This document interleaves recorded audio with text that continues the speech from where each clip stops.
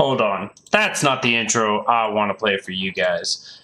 From Boogie Bumper himself, gave me permission on this. I hope you guys will enjoy this one right here. Dumpster love. Oh, yeah. Let me hear all the dumpster ladies one time. You looking for food? Well, I'm looking for the sweet spot. Oh, yeah. My dumpster, I can't get enough of garbage, baby. Oh, I don't know why. Can't get enough of garbage, baby. Oh, some tin cans and old mail is all that I can find. Oh, yeah. But then when I look through, I see in you, baby, that could be mine. Oh, mine. Help me. What can I say? What am I gonna do? I'm looking for love, but all I can find is old food. I keep wanting you more and more each time. Get the same old feeling every time you're near. I smell the rubbish, something's dirty. I scream your name in the dumpster too, and darling, I can't get enough of garbage, baby. Thank you so much, Boogie, for dropping that for me, for dropping the hot, fiery lyrics. His mixtape will be coming out soon, nonetheless. But welcome in, everyone. I hope you guys have been well. It is Friday night. Friday nights with me, Mr. America, the Bearded Truth, Jason Lyon. Thank you guys for joining in. If this is your first time coming in here, I want to welcome you and just give a little intro to myself. I am your neighborhood-friendly libertarian, talking about the politics and social issues that plague this country, and bringing it back to the individual, bringing it back to the side of justice, the side of presumption of innocence, and trying to make sure that you, the individual, are emboldened as much as possible so that you can have the freedoms to be as successful as your work ethic determined. Tonight's episode, we got a lot of topics. Of course, we're going to talk a little bit about the William Barr report on the Mueller release. So we'll talk a little bit about that and the entire situation there. Whether we're talking about the right and their antics, the left and their antics, or a little more of the factual base. We'll also be talking a little bit. President Trump has now practiced his second veto. We'll find out what that is and what that covers and what that really means in the long run. Some big topics there. We're also going to talk a little bit about the Republicans trying to strip away some freedoms from people. Until you're 21 years old, they don't want you smoking them cigarettes. They don't want you smoking them vapes. So we'll get into that as well. And of course, the Boogie Bumper, not only is he bringing the intro in for tonight, but he is also the man who called me out. I believe it was on Thursday night.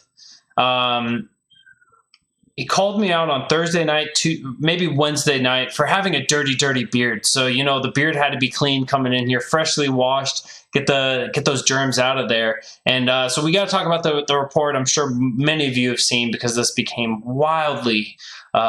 became viral very quickly. And so we got to cover this and understand what's in there, what's not in there, and debunk some of this stuff for you guys. We're also going to talk about Amazon. Amazon is doing something a little dirty, but I don't want to get into that too much. But first story I want to start off with is just to show you how ridiculous the standards of conduct for people that they are. So you guys, I'm pretty sure everyone knows who the Duchess of Sussex is. The Miss Meghan married the prince. She did something that millions of us do every day. This comes from the BBC. It's something that millions of us do every single day. But when the Duchess of Sussex closed her car door on Tuesday, the internet was watching and had something to say. Imagine that. Somebody closed their own car door. Oh my God, she's a human. She married into this position and she's still a human. It's amazing that people get riled up and worked up over the most stupid of things. These little social traditions where, oh, now you're royalty, you can't close your own door. Etiquette and protocol coach William Hansen pointed out that this was not, in fact, a protocol breach. Yes, that's right. You could be the Duchess and you could still close your own car door, and that's just fine. Wanted to start off real light. Maybe that should have been left for the end because it is just downhill from here. It is deeper, darker, and dirtier the further we go into this. We'll keep the beards for last. How about that? So we're going to go from that lighthearted beautifulness. Hey, you left the monarchy years ago. Stay out of our business, rebel scum. Boogie Bumper, the man himself. I hope you were here for that wonderful, beautiful intro. Man's got, whoever was singing that, he's got some lungs behind him. He's got a beautiful voice, very, very silky smooth. No notification, and I checked and it's effing on. Yes, it's, I don't know. I'm sorry about that, Christy. But at least you're in here, so thank you for joining in. All right, so on Tuesday night, President Trump practiced his second veto. And I want to talk about this because not only about the actual situation itself, but this hits a much larger topic. Now, as we know, as we've seen from a lot of the conflicts that have been happening in the past and recent time, that the President of the United States is emboldened and is able to manipulate and misconstrue the War Powers Act of 1974, I think it was, to where they can get into conflicts and stay there indefinitely. This doesn't require the Article 1, Section 8, Clause 11, which basically says that the Congress has the authority to declare wars, but now the War Powers Act has been so bastardized, and even the way that it's written, to allow for a president to get involved with conflicts and then to stay there indefinitely, because as we know, Congress is incapable of stopping this. So on Tuesday night, President Donald Trump vetoed a resolution passed by Congress to end U.S. military assistance in Saudi Arabia's war in Yemen. So this is a story that we've been covering for a long time. Back in 2014, yes, during the Obama era, President Obama helped encourage and support Saudi Arabia in basically attempting a genocide down there in Yemen. Things such as helping out with providing armaments, selling armaments to Saudi Arabia, knowing that they're going to be bombed there in Yemen, where we've seen schoolhouses get bombed. We've seen school buses get bombed. We've seen hospitals get bombed. We've seen weddings get bombed. And then as a result of those bombings, when people go to the funerals, those funerals have been bombed themselves. The humanitarian crisis down there is not limited to just the bombings, but also the sanctions and the embargoes there, preventing humanitarian aid from coming in there. Nonetheless, since 2014, we've been getting involved there, and President Trump has emboldened this, and President Trump did something that most presidents don't do, and he's basically said, look, there's a lot of money involved with this, and we're okay with sacrificing our values on this. So President Trump overturns the resolution by vetoing it, and this raises a much bigger concern. So this is obviously a serious issue there in Yemen. This is something I've been talking about. This is something many civil libertarians have been talking about because it is a clear atrocity for us to support this. In case you guys are wondering why it is that we're involved with this, what some of the justifications are, other than the president gets to decide on what they do with the military. The idea of the petrodollar, the dollar being the currency for oil worldwide, helps prop up the economy. So there is some value there, but you don't have to tie the two in together. We don't have to bow to every whim, every desire that Saudi Arabia has in order to maintain the petrodollar. So there's a couple of arguments. They're really nonsensical, really, when you get to it. They're a lot of feelings-based, not much there. Do libertarians think the country is called Yeah Man? Yeah, man. It's totally yeah, man. Yeah, man. It's of course. But so the bigger issue of this, so the reason why Article 1, Section 8, Clause 11 in the Constitution was written the way that it was to make sure that you had a board of people. You had a group selection to where the ownership of the war, putting millions or thousands of Americans' lives at risk by putting them into conflicts, not domestically, but on foreign lands, should not be on the ownership of one person, but on a board of people. So when we implemented the War Powers Act, what that allowed was the President of the United States to have, by the words written in there, to have 60 days of being able to get involved and to put our young men and women's lives at risk, putting them in foreign lands. By doing so, it makes it impossible, not impossible, but makes it extremely difficult for Congress to resend those troops, like what we're seeing right now, because it is so rare to find a time in which there is a super majority, right? A veto-proof majority for one party to be opposing the President of the United States. So now we're at a point where the President of the United States basically has unlimited authority when it comes to war, when it comes to putting our troops on the front lines. Now, I am a huge supporter of the troops. I believe in the troops. I want the troops to be good. I want them to be safe. I want them to be out of pardon me. I want them to be out of harm's way. So that means I'm not a fan of these wars. So before we come into the criticism of, Jason, you hate the military, you hate this, that, and the other, I hate doing it. I'm a veteran. I served. I did my time. My family served. It's not a matter of hating the troops at all. It's a matter of loving the troops and not wanting to put them into other people's conflicts, not wanting to get them involved and put them at risk. So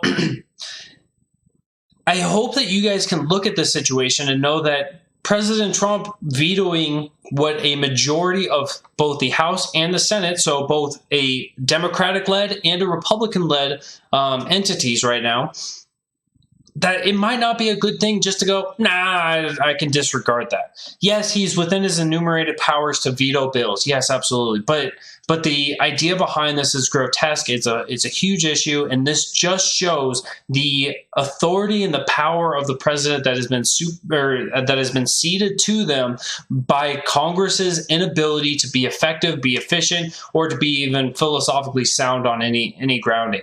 This is the start of the destruction of the military. This is the start of the destruction of the government when we get involved with too many wars. I think most of us know what happened with Rome. I think most of us know what happened whenever you have a large empire that spreads itself out too thin. This is one of the things that can happen. We get so spread out and we have so much. Pisses me off when people say you hate the military. Absolutely, Christy, absolutely. I know that we've all experienced people that believe that if you don't adore and embolden every aspect of the military in every single way, then you obviously hate them. He likes power too damn much. Absolutely agree with that, Sean. So this movement there, right, to condemn and to discourage us from being involved there was the right move. Absolutely. If you guys disagree, feel free to drop a comment. Feel free to send me a message. You can tweet at me at Mr. Bearded Truth. You can find me on Facebook. You can find me over there. I forgot to even give a shout out. While we're talking about all these things, thank you to Muddy Waters Media for allowing me to have a platform to reach out and to give you guys my views, my opinions, and my stances on these things. You guys can find us over there at muddywatersofreedom.com. You can figure out all of the old shows. They're all on SoundCloud and they're on YouTube, where you can find us on YouTube as well, of course. You can find us on Facebook, on Twitter, on Periscope. You can find us everywhere. So at Muddy Waters, at the website muddywatersofreedom.com. So feel free to drop us a line. Let us know what you guys feel about that stuff. Always the interaction. The more you guys communicate with us, the more we can adapt and change for you guys to make sure you guys are getting exactly what you wanted. But the end result of that, the Yemen thing, this shows a much bigger issue. And I know Yemen is not a topic that a lot of people like talking about. It's not, for some reason out there, we know of these atrocities happening and we just turn a blind eye. It would be akin to people during the times of slavery just going, look, I'm not in favor of slavery, so I'm just going to turn the other way and act as if it doesn't exist. It's things like that that we have to be emboldened. We have to trust in our convictions. We have to trust in our morality and stand up and say something, because when enough of us say something, then we actually see these changes. And so let's embolden ourselves and let's grow on these, on being the moral government, or being the moral country that so many of us believe that we are. Boogie's here. I really want to go into the Beards one. You're going to have to wait on that, bro. I'm sorry. While we're talking about some of the atrocities, the Senate bill T-17, I believe it was, T-21 coming from cocaine Mitch McConnell. Senate Majority Leader Mitch McConnell said that his T-21 proposal bill would cover all tobacco products and all e-cigarettes. This would make it to where you have to be 21 to smoke. You'd have to be 21 to smoke a cigarette, and you'd have to be 21 to smoke an e-cigarette. And this is a quote from Senate Majority Leader Mitch McConnell. For some time, I've been hearing from parents who are seeing an unprecedented spike in vaping among their teenage children. In addition, we all know people who started smoking at a young age and who struggle to quit as adults. Unfortunately, it's reaching epidemic levels. Actually, just the opposite is true about tobacco. In 2016, cigarette smoking among U.S. adults stood at 15.5%. It's quite a bit of people, right? 15%?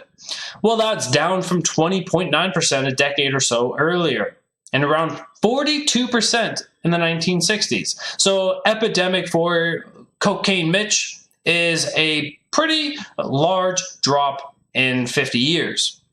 So from the 1960s, where it was 42%, down to 15.5% in 2016. Such a drop for it to become such an epidemic. It's an epidemic issue. Now, there were a couple states that have started implementing this on their state level. And if you want to implement it on your own state level, you have a stupid state to begin with, but you're free to do it. Go ahead, have fun. Silence your younger people. Tell me about how they need to be able to vote at 16, but they can't smoke a cigarette until they're 21. You can have those weird mental gymnastics if you want to. If you're an adult, you're an adult. Let's just end it at 18 and move on from there. But this is a huge issue. This is where Republicans are just the same as Democrats, where they want to control your lives in some ways. They want to say, look, I don't like these effects. This is something that's going to be bad for you in the long run. And so therefore, I'm going to push it off until you can be more mature about this. I'm going to just push the bar whichever way you want to. And as I interrupted myself on my train of thought, some states have implemented this. And some of those states are backwards enough to where they say, look, you have to be 21 to smoke unless you're in the military. That's right, boys and girls. If you pick up a gun, you're going to shine your boots, get a nice little spit shine, get that nice and shine, get it like a mirror. You can smoke a cigarette. You're going to kill yourself anyways. Might as well just help it out. That way we could cut the cost on the VA. Don't worry about that. But if you on that free market stuff, no, sir. No, sir. You no smoke here. You don't get to smoke here. It doesn't make sense. It doesn't make sense. Don't make exceptions for people, right? If you're going to make exceptions for some people, what if somebody identifies as being in the military, but they're not? Do stolen valor people get to do this? I just want to know. Because if they're wearing a hat, if they're wearing the gear, if they're wearing the get-up, who's going to challenge them so they get the freebie pass? Just the logistics of this, the ridiculousness of this is just absolutely stupid. However, the numbers do not support Mitch. Absolutely, Sean. Looking at this situation, it's just another big big bunch of stupidity coming from government. They literally want to control you in some way. And one of the things that Mitch McConnell was talking about was that there are children that are smoking cigarettes. And so if we bump the age from 18 to 21, now there's less people that smoke, and then there's going to be less people dealing. Well, I really don't think you're going to stop that. I know from the guys that I work with, the guys that I've been around, the guys that I've associated with, those who smoked, those who dipped, those who chewed tobacco, those who involved themselves with tobacco or nicotine in some ways were often given to them by their parents. Now, I don't know very many 13, 14-year-olds with parents that are less than 18 or less than 21. There isn't much logic to this other than my feelings are that you aren't mature enough and therefore I'm going to be your dad for a minute. This is not in the tenor of what the government was ever supposed to be. It's disgusting, it's stupid, and it's just absolutely ridiculous. Ew. All right, I can't do it. Boogie, let me know if you're still in there. If you're still in there, we're going to do the beards. So this dropped last week. It went viral. There was a study done up in Switzerland, I believe it was. No, Sweden. Anyways, there were 18 guys that were all bearded in some capacity. That's right. I've got to defend the bearded men out there in the world. And they had 30 dogs. And they wanted to see who was the dirtier, 30 dogs or 18 men with beards. And the conclusion, it was Switzerland. On the basis of these findings, dogs can be considered as clean compared with the bearded men. That's right. Dogs are cleaner than bearded men. So where they took the sample from the guys was right below the mouth. That's right. If you guys know somebody with a beard, they call this the flavor saver. Whether it's the drink, the food, or just another person, sometimes you get a little flavor down there. And adding that flavor in there obviously leads to a little more germs. And where they checked the dogs was behind the shoulders, or in between the shoulders, where it's the most germy area of the dogs. So for 23 of the dogs, they were cleaner than the 18 men. Now, I just want to say, is anybody surprised that over there in Europe, these people aren't very clean? There's so many stigmas out there. There are so many stereotypes about people over there. And the cleanliness isn't up to America's standards, right? I'm just saying, they did a sample of 18 people and they're like, no, we know everybody around the world. It's just ridiculous. So taking the small research isn't enough in order to make a substantiated basis on. And so for those of you who came out and called me out on your shows, for those of you who tagged me in this on Facebook, tagged me in on it on Twitter, tagged me anywhere and everywhere that you could, knowing that the beard is proper, the beard is clean, but you wanted to vilify me, that you wanted to libel me and say that I'm a dirty scoundrel, that I'm a homeless man. It's time to tear that apart. So within this, authors acknowledged limitations of the study, including its size. They said similar research could be done with hair samples from women's heads, which could carry just as much as bacteria as men's beard. So those of you who pushed away the bearded bros, those of you who said, I don't want to be associated with, I can't sit at a table with them, I can't be in any way associated with somebody who has one of those dirty, filthy beards. I hope you don't hang out with women at all either. So it's only the clean-shaven, I won't even call them men. Clean-shaven boys are the people that you associate with.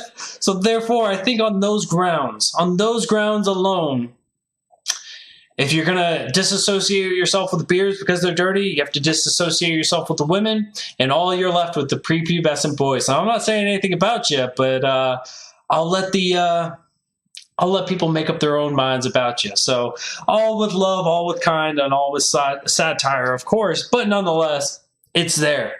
Don't come after the bearded bros, because we'll make you into a pedophile. So it's always good to have fun with that, guys. The beard is clean. I promise you, I clean the beard more often and for longer than I do my hair and everything else. It's the first thing I clean when I get in the shower. It's the last thing I wash out. The thing is, I would eat food out of this, and I do. It's clean. Unclean. Oh, I love it when Boogie comes in. Oh, I hope you were here for all of that. If you were not, Boogie, you missed the whole thing. Go back and watch. I will figure out how to timestamp it and send it to you nonetheless. This is where the war lines are drawn. Now over the beards. Somebody's got a razor in the sand and they're making the line. And it's right there, buddy boo. It's right there. It's going to be a good time. So,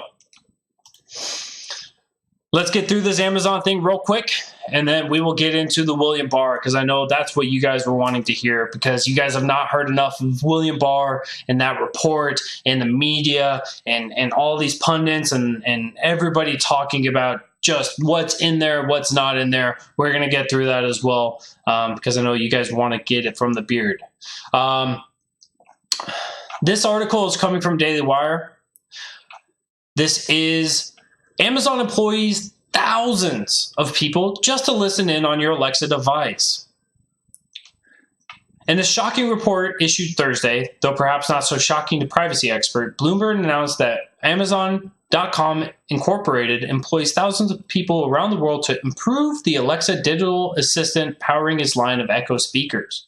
The team listens to voice recordings captured in Echo owners' homes and offices. The recordings are transcribed, annotated, and then fed back into the software as part of an effort to eliminate gaps in Alexa's understanding of human speech and to help it better respond to commands. That's right, they're transcribing whatever it is that you're saying. So if you have voice recordings, here's where the issue when it comes to Alexas is, how does it know when to start recording? Of course, the idea is that you say, "Hey, Alexa," and then it's going to start listening.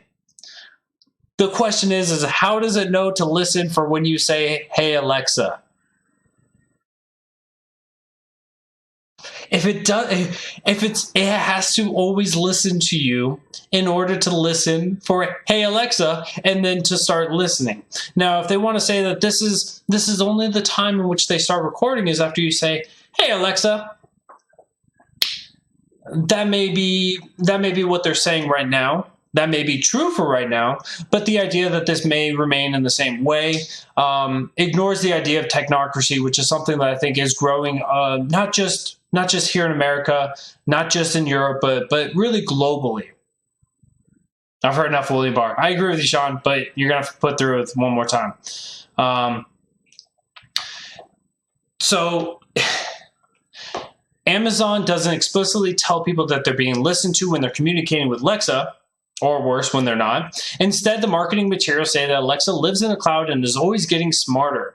Always getting smarter, always listening in to make sure that they're listening to you to get it better to develop. This has always been the big issue with technology, right? As technology grows, as it gets more involved, as you become more reliant upon it, as you get more reliant upon your cell phones, as you get more involved in anything that's been growing with technology, they're trying to advance these things. They want to make this better. And so they're going to start getting more involved. They're going to start listening in a little more. They're going to be getting just more intimate with you, the individual.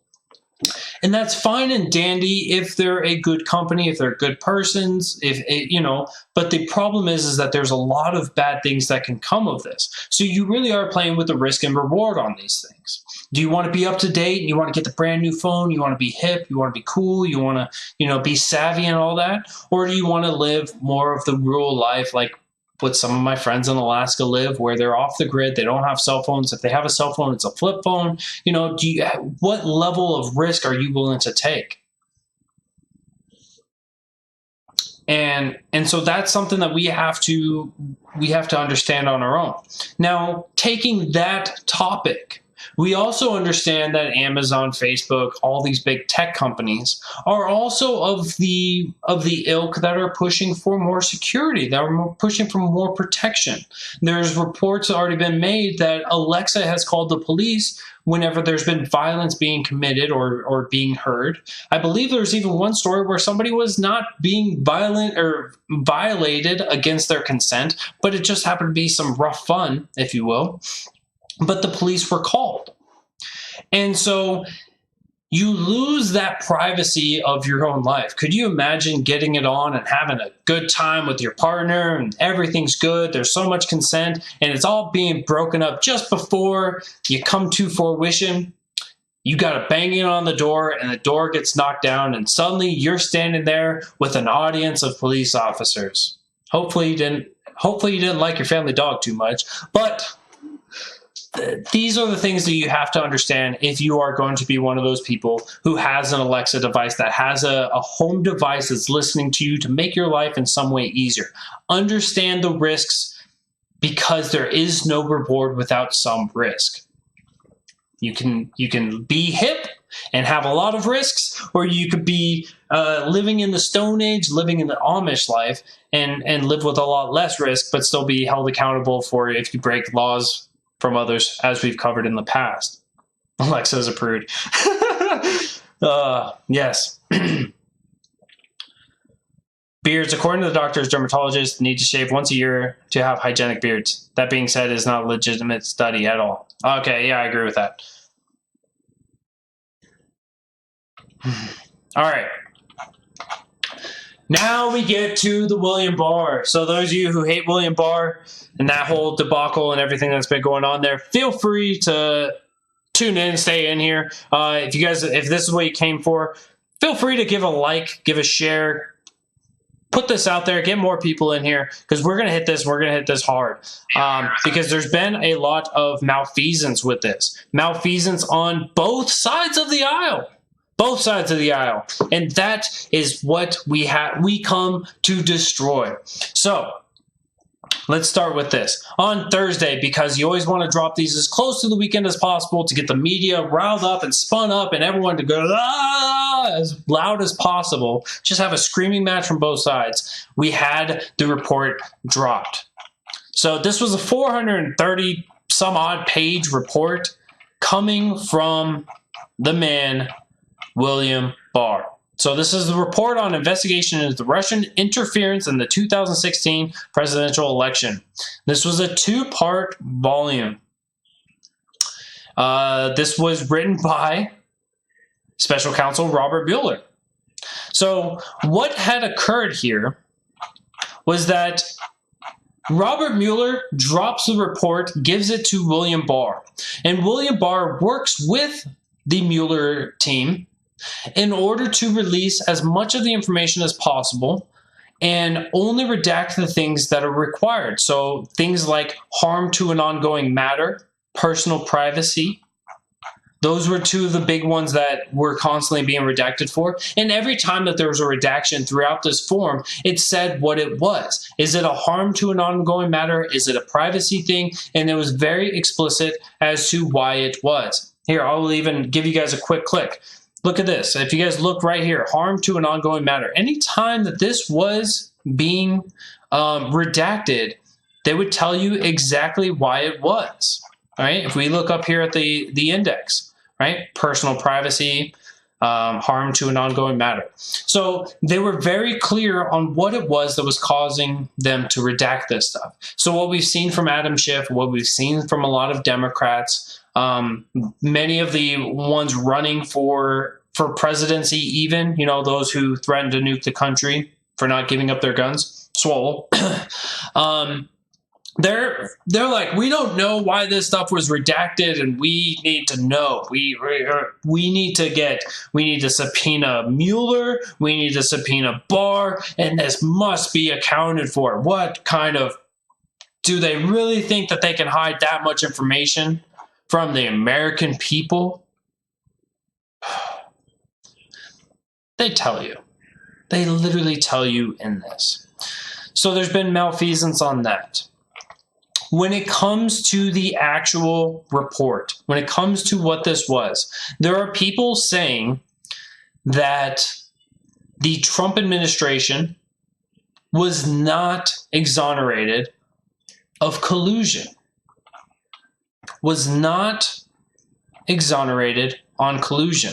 Well, if you go into the introduction, page 1 and 2, it says, as set forth in the detail of this report, the special counsel's investigation established that the Russian interfered in the 2016 presidential election principally through 2 operations. This is something that we've known about. Russia did interfere in the election. What was the capacity? Not much at all. What was the effect? Not much at all. There was a very small effect. There were Facebook posts. There was no votes that were overturned. This was only alleged by partisan hacks. This was never actually substantiated by any claims, by any investigation that it was actually somebody put a vote in for Hillary Clinton and it popped up as President Trump. First, a Russian entity carried out a social media campaign that favored presidential candidate Donald J. Trump and disparaged presidential candidate Hillary Clinton. This was proven to be true, right? There were Russian interferences that favored Donald Trump over Hillary Clinton. There were also social media campaigns that favored Bernie Sanders over Donald Trump. There were also social media campaigns that favored Hillary Clinton over the other 2. So this was something that went all 3 ways, because one of the things that Russia likes to do is to create chaos, to create dystrophy, to create just people not knowing what, just to expand the divide, tear the country apart from the inside. Don't do it from the outside. We're too weak for that. It's Good Friday, you bastards. It is Good Friday. I like Shane Sweeney's comment. If you guys can miss that, can we just bring back politicians dueling? Less drama that way. That'd be nice. So anyways, second, a Russian intelligence service conducted computer intrusion operations against entities, employees, and volunteers working with the Clinton campaign and then released stolen documents. Yeah. Podesta's emails were simple. People had taken information from the servers, from his server, from multiple areas and released this out. Russia was one of those involved with this. The investigation also identified numerous links between the Russian government and the Trump campaign. Ooh, this is where the collusion is. This is where Trump could not have been exonerated, right? This is where it's vindicated on the idea that President Trump was involved, right? I'll read it again. The investigation also identifies numerous links between the Russian government and the Trump campaign.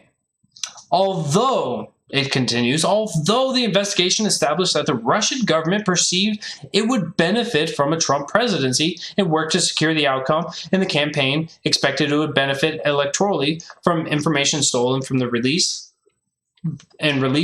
through Russian efforts, and the investigation did not establish the members of the Trump and the investigation did not establish that the members of the Trump campaign conspired or coordinated with the Russian government in its election interferences activity. Again, the Trump campaign, the investigation did not establish that members of the Trump campaign conspired or coordinated with the Russian government in its election interferences activities. It sounds a lot like Trump did not collude with Russia in any way. It sounds an awful lot like Trump wasn't involved with it. It sounds an awful lot like Russia wanted to get involved. They got involved. They did a lot of things, and it helped out Trump. And so Trump was like, hey, look, they did this. Sure, Trump went out there and while he was on the campaign trail said, hey, if you guys got more of her emails, if you have more of those 30,000 emails that were suddenly erased, that were bleach bitted from her computers, from her servers, if you've got those, go ahead and drop them. You can talk to the either all you want to. You can even call out who the either is. But it doesn't mean that you colluded with them. The media malfeasance here is palpable. They said that he obviously colluded. This dropped. The report is obviously lying. After we've spent the last 22 months saying that the Mueller should be protected and he's going to be integritous, he's going to be filled with honor, and nothing that he does is going to be wrong, and President Trump's going to go down, and this is going to be worse than Watergate.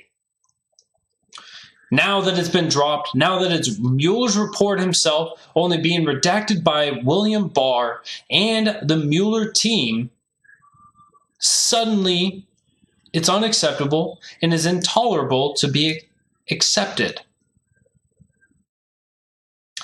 So on those grounds, the Trump team was exonerated. President Trump and his team was entirely acquitted of the charges of colluding with the Russian government. Look at CNN, look at MSNBC, look at these sources, and they still have not accepted this. They've still not accepted the idea that the Trump team could not have won the presidency without colluding with them. They couldn't get that through their heads. This is something that they really do need to accept. Now, when it comes to the actual obstruction of justice, this is where there's been a little bit more malfeasance, and this one is more pointed towards the right. There were 10 things that were described as opportunities of obstruction of justice. And understanding that because there was opportunities of obstruction does not mean that there was no obstruction, right? The presumption of innocence, if you want to go that route, absolutely right. They're not charging him. They even specified within the report itself that they're not going to try to indict a sitting president. That is something that's unconstitutional. You can't do it at the federal level. This has been exercised or not exercised, but this has been talked about, discussed about before Hillary Clinton was expected to be president of the United States. This was something that they talked about for Hillary Clinton. And suddenly now that they have a president that they don't like, they're unwilling to accept this. But they can't indict him. And so the wording that they used, right? So they used 10 specific topics, and they said these are things where obstruction may occur. We can't indict him. We can't push charges on that. And they kind of threw this out there, right? The Mueller team threw this out there and said, you guys figure it out. If you guys want to impeach him and then you charge him for it, here's the information. Here's the blueprints, if you will. Do what you guys want to do. But this neither says that he did collude, and it neither says that he was exonerated from not colluding. So it's a little bit more murkier than just saying, I've been cleared of those charges. Hey, John, this is where the nuance of these topics, of these situations, are vital and important to making sure that you don't just try to have the talking points. I know the Democrats and the Republicans like to have those quick little snippets, the little hashtags, if you guys go onto President Trump's Twitter right now, it says no collusion, no obstruction. It's nice to have something nice, clean, and crisp. But the nuance of these are absolutely important. Because if you just say that there was no collusion and no obstruction, and then you get impeached over the obstruction, then it's just creating a bigger divide. Now, I understand why President Trump wants to do that, why he wants to protect that, of course, right? Because you do that, and then people are more outraged. Your defenders are there to say he was exonerated by this, and we know that most of the public are not going to sit down and read these reports. They're going to listen to the pundits, they're going to listen to the media, and so they just follow. And so if you were to be impeached on these things, do I think it's worthy of the level of high crimes and misdemeanors? I don't believe so. I disagree with that entirely. But if it were to occur, that creates a larger divide. And so those ramifications have to go through the minds of the Democrats and some Republicans, some weak Republicans, as they've been called, when they decide that they want to go and push forward on impeachment processes. So he threw it out there. This is where it gets difficult. No need to impeach Trump, just vote. Absolutely. Trump didn't mean he was going to lose the presidency. He meant it was going to be a long process.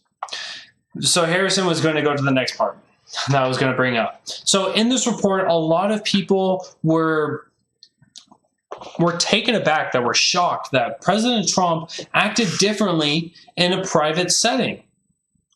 You mean to tell me that you guys are shocked that President Trump acts differently whenever he doesn't know that somebody's recording him on the back of a bus? So President Trump, when Jeff Sessions, then Attorney General Jeff Sessions, notified President Trump that the Mueller team was coming and investigating for the Russian collusion, Trump basically said, "I'm fucked." What the left hears when they say that is, "I'm guilty as fuck. I'm fucked."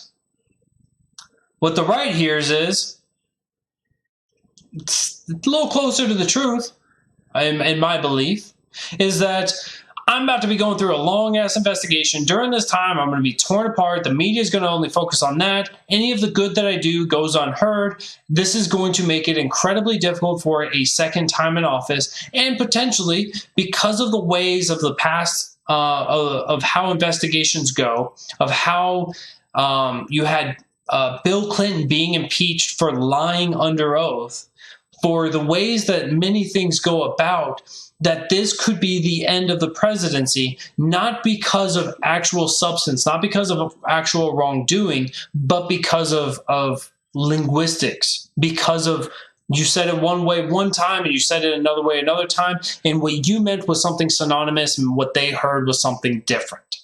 So there are many ways in which, let me take that back.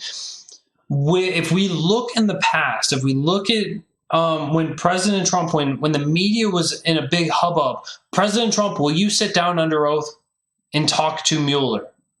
Trump said he would, but he also didn't want to. And when it came time to actually providing information to Mueller, how did President Trump do it? He sat down and he wrote them out. That is the best way in order to conduct yourself during an investigation, because you can be very specific. You can hit the backspace or the erase key. You can delete stuff. You can make sure that your words are accurate. When you speak, you can misspeak, and if you don't catch it at the time of when you say it, if you guys have been watching me for a while, you guys would know that I misspeak all the time and I don't catch it. So somebody else like Donald Trump, who's not, we can all admit that he's not the greatest orator. He's somebody who can get people fired up. He's a good motivator. He's a good hype man. But when it comes to being an orator, to speaking properly, fluently, and precisely, he's not that guy. So he went under oath, or he sent in documentation, right? He wrote it out. He wrote out his answers, and that's what was sent in, because he doesn't want to lose the presidency. Is this a power struggle? This could be a power struggle. If you want to swing it that way, then we're actually talking about a little more of substance behind the argument rather than I'm fucked because I'm guilty, right? The presumption of guilt doesn't exist here in America. Sadly, it does. I lied to you guys. The presumption of guilt exists whenever it's your opposing political party. So there's so much in here that is just, I mean, honestly, 430 pages. There's so much in here. It's well worth it to sit down and pick up a chunk of this and read it and try to understand, because it's vital for us to understand. Don't let people snip it and send it out to you and let them tell you what's in it. Go check it out yourself. Even Donald Trump's questions are in here, right? If you go down to the C section, the Charlie section, these are the actual answers and signed from President Donald Trump himself. Here you go. Look at that signature. That signature is very distinct. President Donald Trump right there signing the document himself. This, take a little bit of time, read it. Treat it like the longest book you've ever read. If you're not a big reader, if you're an avid reader, if you like this stuff, this is stuff that you might be able to crank out in a weekend. I've got a couple friends who read it in a night.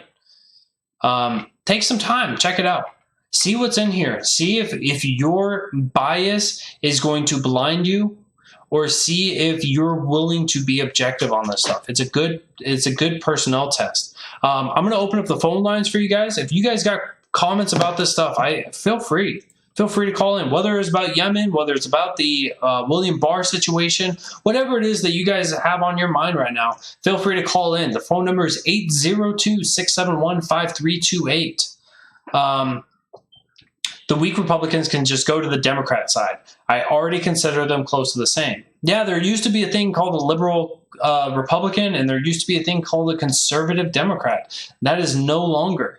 Party lines are party lines now, it seems. And I don't know. I kind of like having a mixed bag of things where people were more individually based, where people were more individually driven by their ideologies, because then you would say, look, there's Democrats and there's Republicans siding up on the same side of this bill, and this is just not just the VA payments. It's just not taking care of the veterans. It's actual substance. It's actual good stuff. Once again, the phone number is 802-671-5328. Feel free to call in, guys. Let me see if I missed any big comments. Some mainstream media has figured they have built their entire careers based on Trump, Russia. They need this to stay relevant and to keep food on their table. Yes, if you guys listen to Mark Dice, if you guys follow him on Twitter, he was talking about Brian Stelter pretty hard this weekend, or this week. And he was like, a source of mine, so I'm telling you who my source of this source was. The source of mine says that Brian Stelter is stuck inside of a closet eating nothing but ice cream and crying to himself. There were so many people.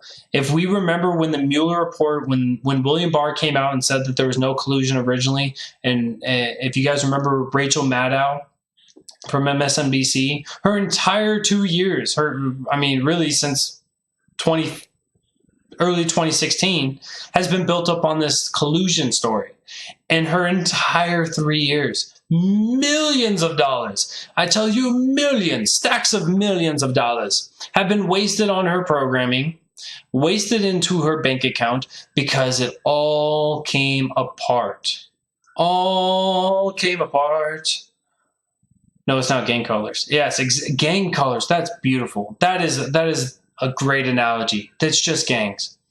And really, when you have the two different gangs fighting amongst themselves, what is really true, and the more that I reflect on this image, the more that I think about the inner workings and how they construct themselves and how they just will themselves upon others and they pay off their protections, or you have to pay them for their protections from themselves. The government is a mafia entirely. And so they've got two different gangs trying to run one mafia, and the loser is always the individual. Television shows are not real. Why do people put value on what happens on TV? I don't know why television shows are so important. I mean, other than providing entertainment, wasting a little bit of time, it's not something. I love it whenever somebody watches like House of Cards and they're like, this happened, and then something similar in real life happened. So this is obviously the story. This is the inner workings behind this. And it's just like, man, you realize somebody wrote that up. Like, this is almost as bad as like the story being written up down there in Chicago at 2:00 in the morning with MAGA country, right? Jussie Smollett should get Writer of the Year. If we're going to be giving awards to everybody, Jussie Smollett needs Writer of the Year, because that was just the worst storyline ever. It fell apart so quickly. I mean, the day it came out, there were people that were objective that were questioning it. Not people that were doing it because they were part of MAGA, not people because they were Republicans. Political ideology out of it. They were like, there's a lot of holes in the story and there's a lot of questions that need to be answered and you're not answering any of them. Jussie Smollett, Writer of the Year.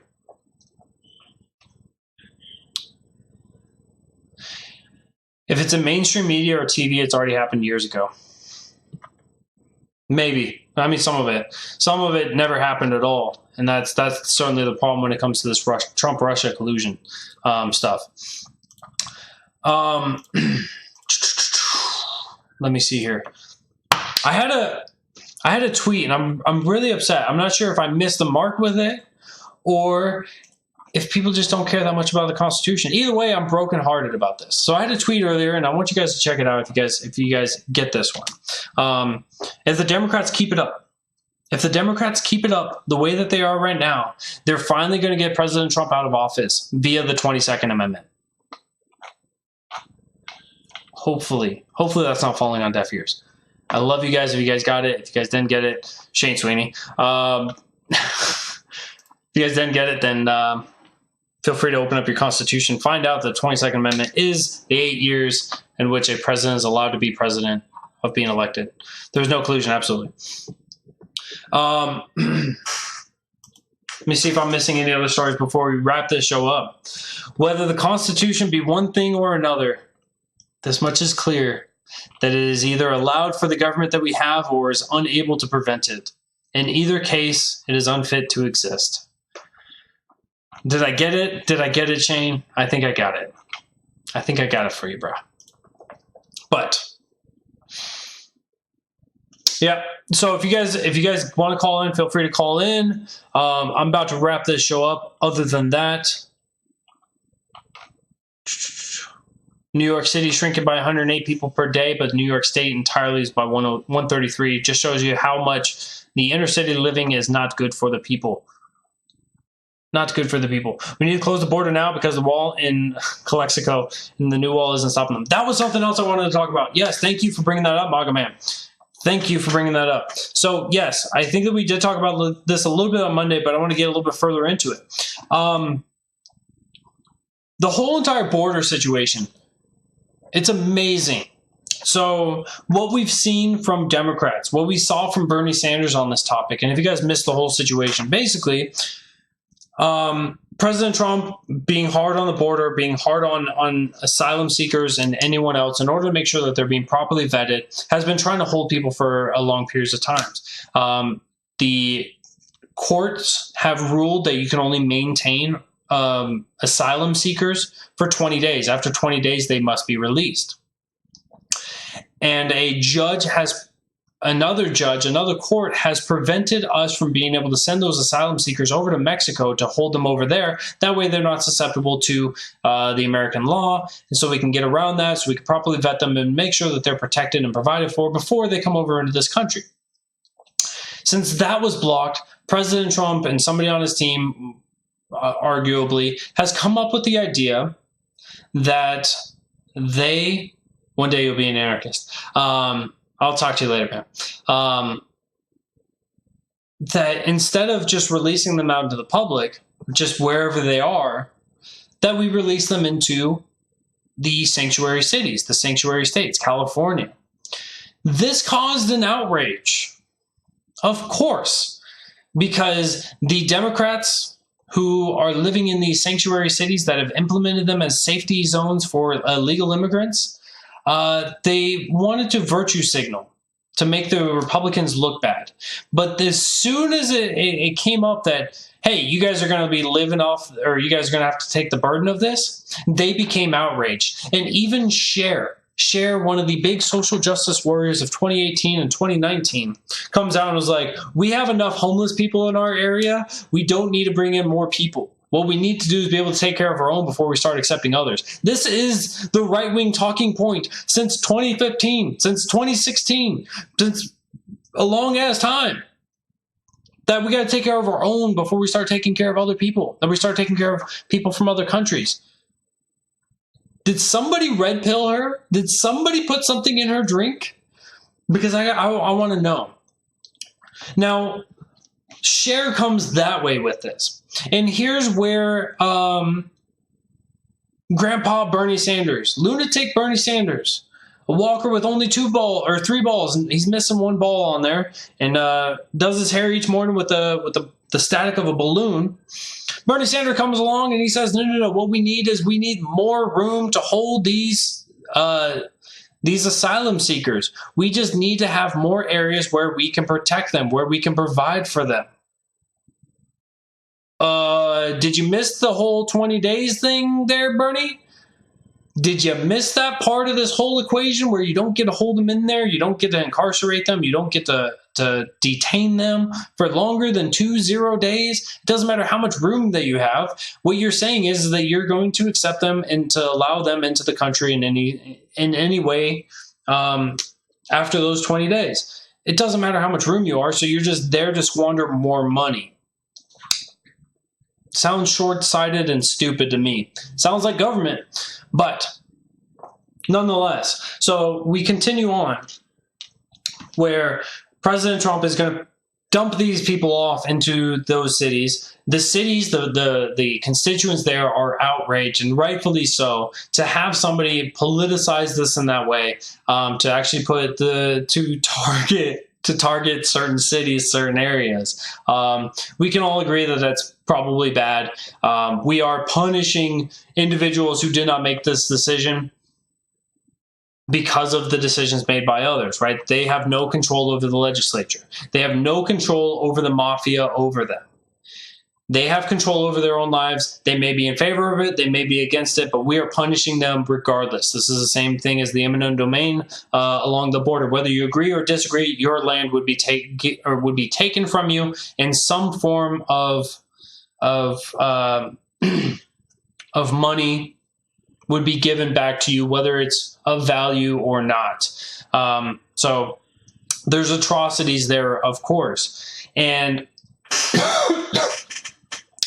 so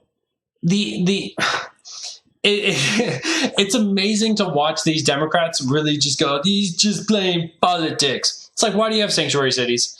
Why are you, Nancy Pelosi, saying, yeah, we're a sanctuary city. We love our people. We love our areas. We love this.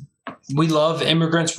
We have arms open wide until you put them in our arms and then they're closed. I think that hypocrisy needs to be called out. And while we talk about Bernie Sanders, we got to talk about Bernie Sanders wants you to pull up your own bootstraps.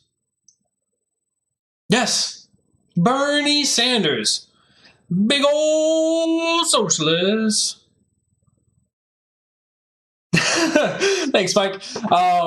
Bernie Sanders, the big old socialist that wants to redistribute the wealth to all the poor, and the 1% are just terrible people. He wants pudding cups for everybody. He wants to redistribute all the wealth to everyone else because all of these immoral these immoral private entities that make abundance of money off of the labor of people under them, that they're not making a living wage. They're not taking care of them, so we need to have higher estate taxes. We need to have wealth tax. We need to have a higher income tax on them. We need to do all of these things unless you're Bernie Sanders and you wrote a New York Times bestseller and you made over $1 million. So if you made $1 million off of book sales, Bernie Sanders doesn't want to tax you anymore. He just wants to tax everybody else. This is the normal socialist trope. Everybody who's doing better than me, they need to be the burden. They need to be the burden. They need to carry my burden. They need to carry your burden. They need to carry everyone else's because they are the immoral people. Bernie Sanders was called out at a town hall. And during this calling out, the woman did a beautiful job of saying, Bernie Sanders, should you be paying more on those taxes? And he's like, oh, no, absolutely not. I totally earned this myself. It was by my book.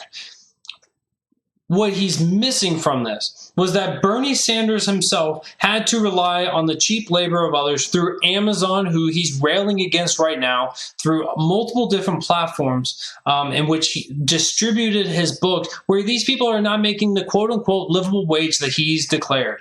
So Bernie Sanders is just as culpable as anyone else that he goes after, but he should be the exception to the rule. So next time you guys are looking at Bernie Sanders, if you guys like him in any way, take it down a couple notches. If you guys already don't like him, here's another big piece of ammo against him.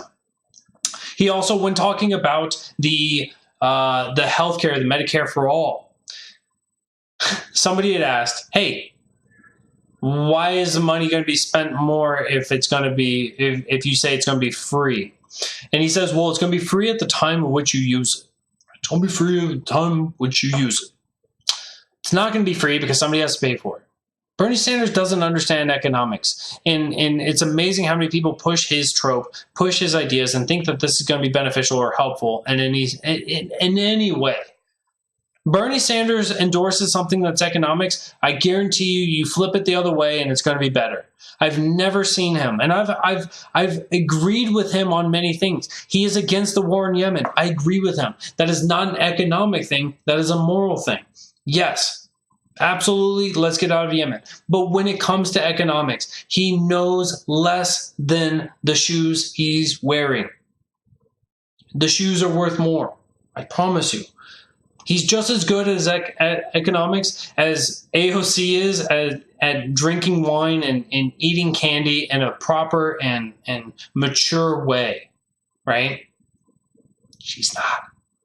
So with that, guys, I hope you guys enjoyed the show. I hope you guys got some new insights or some views that you guys might not have thought about before. But with that, I am going to wrap up the show. It is Friday night, which means do not drink and drive or ride with those who do. You have family and friends who care about you and love you deeply, and they want you to get back here safe for Monday night, where you will see me again here about 7 p.m. Eastern.